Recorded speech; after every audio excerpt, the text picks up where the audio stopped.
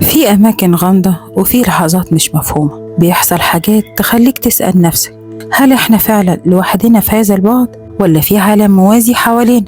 ناس شبهنا، مدن شبهنا، لكن مختلفة في تفاصيل مرعبة. الليلة هحكي لكم قصص حقيقية وغريبة عن الأبعاد الموازية. القصة الأولى معايا كانت في التسعينات. بنت اسمها لارا اختفت من بيتها لحوالي ساعتين، ولما رجعت أهلها اتصدموا إنها لابسة فستان مختلف تماما ومعاها شنطة محدش شافها قبل كده. البنت نفسها كانت مرتبكة وبتقول إنها كانت في نفس البيت، لكن مش نفس البيت، الحيطان بلون تاني والأساس مختلف. لحد النهاردة محدش عارف إزاي حصل ده.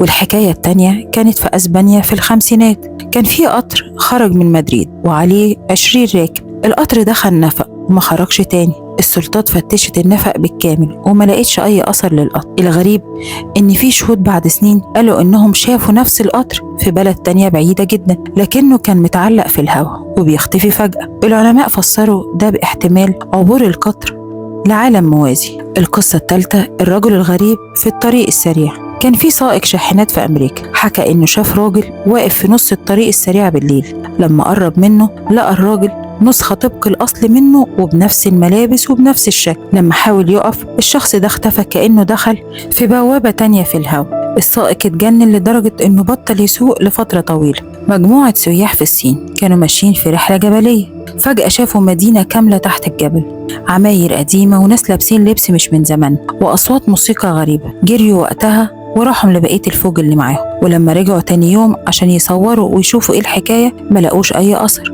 وكأن المدينة كانت موجودة في بعد موازي وظهرت لحظة ورجعت اختفت.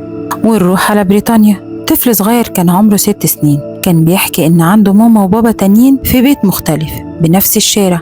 الأهل افتكروا إن ده بيتخيل، لكن في يوم الطفل أخدهم فعلا لبيت قديم وقال هو ده بيتنا. المشكلة إن البيت كان مهجور من سنين والناس اللي عايشين فيه قبل كده اتوفوا في حادثة غريبة.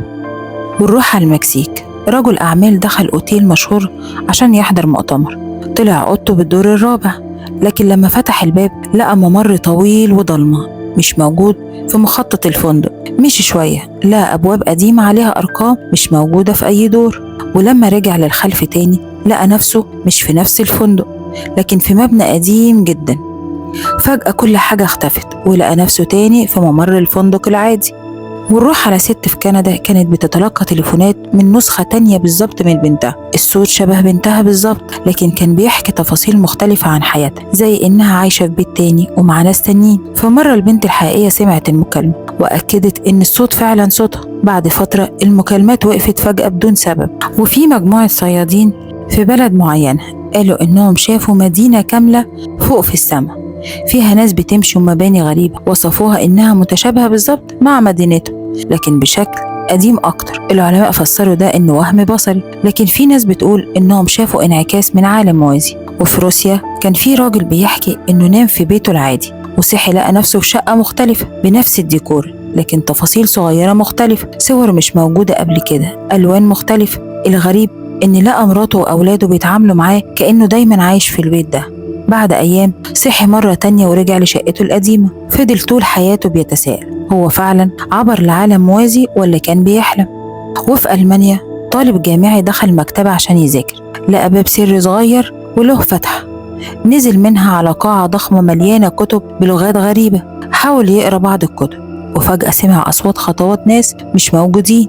لما جري للخارج لقى نفسه مش في نفس المكتبة، لكن في مبنى مهجور مليان تراب كتير جدا. وبعد ما خرج بره لما رجع تاني يوم الباب السري ما كانش موجود.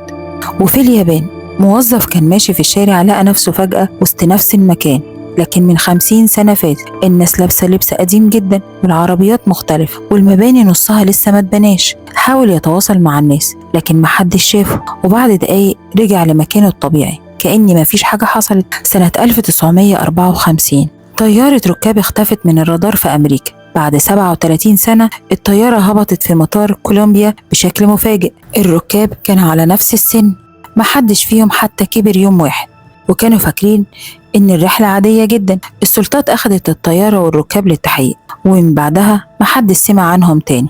كل القصص دي بتفتح باب مخيف. يمكن الأبعاد الموازية مش مجرد نظرية علمية، يمكن في لحظة معينة تلاقي نفسك في مكان ما تعرفوش وسط ناس بيقولوا إنهم يعرفوك لكنهم مش من عالم بتاعك. السؤال هنا، أنت مستعد تواجه نسختك التانية؟ لو عجبك الفيديو اشترك في القناة وفعل الجرس.